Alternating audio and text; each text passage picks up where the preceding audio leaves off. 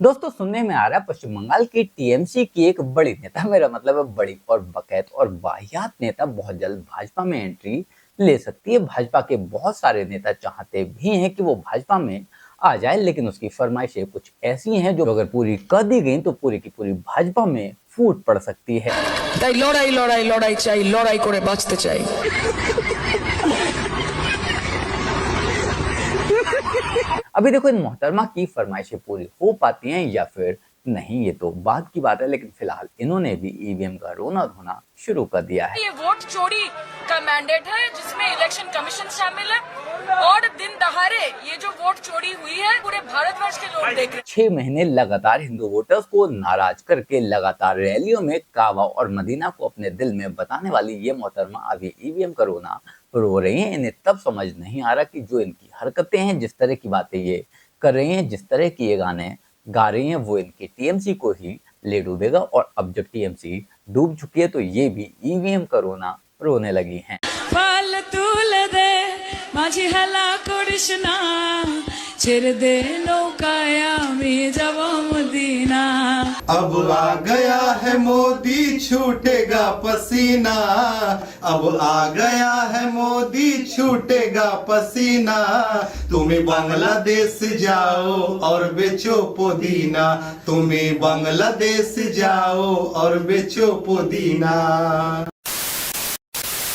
कांग्रेस वाले यह बोल रहे हैं कि मोदी दूसरों को हवाई यात्रा से मना करके खुद निकल रहा है यूरोप।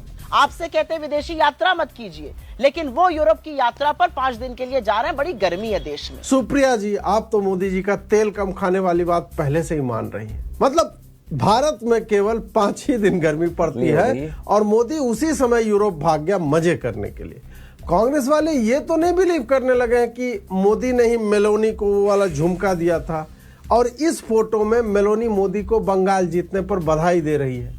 जिनके अपने प्रधानमंत्री पिकनिक मनाने युद्धपोत ले जाते थे और एडविना की याद में नेवी युद्धपोत आईएनएस त्रिशूल को बिना बुलाए किसी प्रेमिका के विछोह में रो रो कर आंखें सुझा लेने वाले प्रेमी की तरह टेम्स में गेंदे के फूल बहाया करते थे, उन्हें द्विपक्षीय संबंधों के लिए विदेश यात्रा पर निकला प्रधानमंत्री सरकारी खर्चे पर हनीमून ट्रिप जाने वाला ही दिखेगा। एग्जैक्टली, क्योंकि हमारे देश में कहा भी जाता है कि सावन के अंधे को हर चीज हरी ही दिखाई देती है, और वही इन कांग्रेसियों के साथ में हो चुका है। ये लोग इतना ज्यादा फॉरेन ट्रिप्स क्या करते हैं, इतनी ज्यादा अय्याशी क्या करते हैं कि अगर कोई इंसान या फिर प्रधानमंत्री किसी काम की वजह से, किसी जरूरी चीज की वजह से भी विदेश चला जाए तो इन्हें उसमें भी अय्याशी दिखने लगती है। मोदी जी ने भोजन में तेल की कटौती करने को भी कहा है। उन्होंने इसे देशभक्ति कहते हुए कहा है कि इससे देशभक्ति भी हो जाएगी।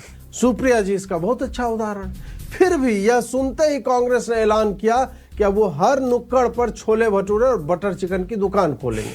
कुछ नेता और यूट्यूबर गर्मी में भी इंडोनेशिया और मलेशिया वाला पाम ऑयल मलकर स्नान करते दिखे। हालांकि देशभक्ति शब्द सुनकर मैं इमोशनल हो गया। मोदी जी की बात को मानना चाहिए। हर कोई हो जाता है, जैसे कि इस भाई को ही देख लीजिए। 200 रुपया का पेट्रोल होगा तो 200 रुपये पेट्रोल खरीदेंगे। अगर 1000 के बदले में 2000 का सिलेंडर होगा लेंगे, लेकिन वोट मोदी को देंगे। ये तेल और गैस से ऊपर उठ चुका है और ये व्यक्ति तो मोदी के लिए किसके लिए? मोदी के लिए। जबकि ये तो नस से भी नीचे उतर गया। मोदी मेरी कमाले में वोट मोदी दूंगा, देते रहूंगा देता रहूंगा। आप लोग हंस क्या रहे हो? 2014 के बाद हम में से 80% तो काट रहे थे मोदी जी के लिए, और कांग्रेसियों का एक ट्वीट अभी दिखा देंगे तो आप भी कहोगे कि मोदी जी नस हमारे खून से पेट्रोल बना दो, लेकिन ये रागा मूत्र पीने वालों को सत्ता में आने मत दे। भाई देखो, मोदी जी के फैन हम लोग भी हैं, मोदी जी के सपोर्टर हम लोग भी हैं, और आए दिन मोदी जी को ही सपोर्ट किया करते हैं। अभी एक तो वजह इसकी ये भी हो सकती है कि हम लोग भाजपा के सपोर्टर हैं और हमको भाजपा की ज्यादातर चीजें पसंद आती हैं। और दूसरी बात, हमारे देश का विपक्ष इतना ज्यादा नल्ला है, इतना ज्यादा घटिया है, इतना ज्यादा बदतमीज है कि ना चाहते हुए भी हमें भाजपा के साथ में होना पड़ता है। रहीर कंजर, कुत्ता बिल्ली बंदर, ये 6 ना होते तो खुले किवाड़ों से होते। अब सुन के अपमानजनक तो बहुत लगे, लेकिन सुन ले। फिर मुझे एक किसी सज्जन ने कहा, मैंने उससे कहा यार वो ऐसे सुनाता है। उन्होंने कहा ये सुना दिया करो कि ब्राह्मण भला न वैश्य इनमें भला न कोई। और कोई वेश्या तो भली ब्राह्मण बनाना। स्टेज पर सरेआम खड़े होकर ब्राह्मणों को गाली देने वाला ये इंसान उत्तर प्रदेश की समाजवादी पार्टी का ऑफिशियल प्रवक्ता है और इसकी बातें सुनकर कोई भी जमीर वाला ब्राह्मण, कोई भी सेल्फ रिस्पेक्ट वाला ब्राह्मण समाजवादी पार्टी के साथ में जा ही नहीं सकता। और इसकी ये नफरत सिर्फ ब्राह्मणों के लिए नहीं है, सिर्फ हिंदुओं के लिए नहीं है, इसकी यही घटिया सोच हमारे आराध्य, हमारे भगवानों के लिए भी बनी हुई है और ये आए दिन हमारे भगवान पर, हमारे आराध्यों पर उंगली उठाता रहता है। मंदिर जाते हैं आप? ना, मैं नहीं जाता। मैं जरूरत ही नहीं समझता। मैं जरूरत इसलिए नहीं समझता कि पहली बात तो अभी मेरी रिसर्च ये चल रही है कि भगवान है या नहीं है।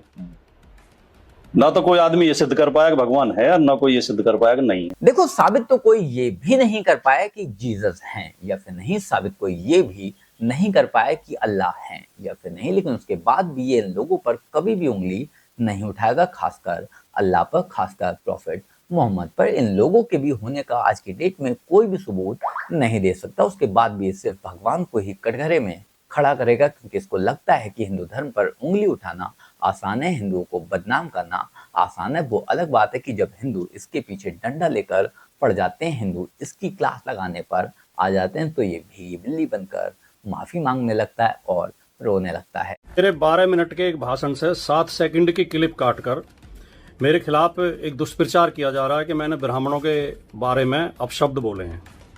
सबसे पहले तो मैं बिना शर्त, बिना इफ एंड बट के, बिना लाग लपेट के, अगर मेरे इन शब्दों से किसी ब्राह्मण भाई को बुरा लगा है, उनके दिल को आघात पहुंचा है, उनका दिल दुखा है, तो मैं बिना शर्त माफ़ी मांगता हूं। मैं उनसे कृतज्ञ होकर हाथ जोड़ के माफ़ी मांगता हूं कि मेरा ऐसा कोई इरादा था नहीं और कभी होता नहीं। मतलब तो खैर इसका हमेशा से यही होता है, इरादे तो हमेशा से इसके यही हुआ करते हैं। वो बात अलग है कि अभी इलेक्शंस आ रहे हैं, एक साल में यूपी में इलेक्शंस होने, जिसकी वजह से ये माफी मांग रहा है, वरना ऐसा एक भी दिन नहीं जाता, एक भी मौका नहीं जाता जब ये इस तरह की बातें नहीं करता। पर हैरत मुझे उन लोगों को लेकर हो रही है जिसकी इन घटिया बातों को सुनने के बाद भी इसकी कुटाई नहीं कर रहे बल्कि हंस रहे हैं। ब्राह्मण भला न वैश्या, इनमें भला न कोई, और कोई वैश्या तो भली ब्राह्मण बनाना। देखो, भले ही मैं जातिवाद में नहीं मानता, लेकिन अगर कोई ब्राह्मणों के खिलाफ बोलेगा तो मैं उसके खिलाफ जरूर बोलूंगा। अगर कोई दलित भाइयों को बदनाम करेगा या फिर उनके खिलाफ अपशब्द बोलेगा तो मैं उसके खिलाफ भी जरूर आवाज उठाऊंगा। कहने का मतलब ये है कि अगर कोई भी हिंदुओं को जातियों में तोड़ने की कोशिश करेगा तो मैं उसके खिलाफ जरूर बोलूंगा। फर्क नहीं पड़ता कि वो इंसान कौन है। हम सब जानते हैं कि ये इराक और अमेरिका के बीच जो युद्ध है उसकी वजह से हो रहा है। क्या बात कर रहे हैं? ये इराक और अमेरिका के बीच जो युद्ध है, लेकिन इराक और अमेरिका की वजह से युद्ध जो है उसकी वजह से तो पूरी दुनिया प्रभावित है। पता ना गाना और ज्ञान ब्रह्मांड का। इस झंडू को जिसे अभी आप सुन रहे थे, कुछ समय पहले तक ये देश के लिबरांडों का, देश के लिबरल्स का चहेता हुआ करता था और उनके हिसाब से ये देश का सबसे पढ़ा लिखा सीएम हुआ करता। जबकि सच्चाई ये है कि इसे ये भी नहीं पता कि आज की डेट में ईरान और अमेरिका का युद्ध चल रहा है या फिर इराक और अमेरिका का युद्ध समाप्त हुए जाने कितने साल हो चुके हैं। आज की डेट में ईरान और अमेरिका का युद्ध चल रहा है, उसके बाद भी ये उल्टी गाथा गा रहा और उस मुद्दे पर भी गलत बोल रहा है। उस मुद्दे की भी इसे जानकारी नहीं है, जिसकी जानकारी आज की डेट में हमारे देश के बच्चे को हो रखी है। बंगाल में जीतने वाली पार्टी ने हारने वाली पार्टी को क्या कहा? क्या? टीएमसी।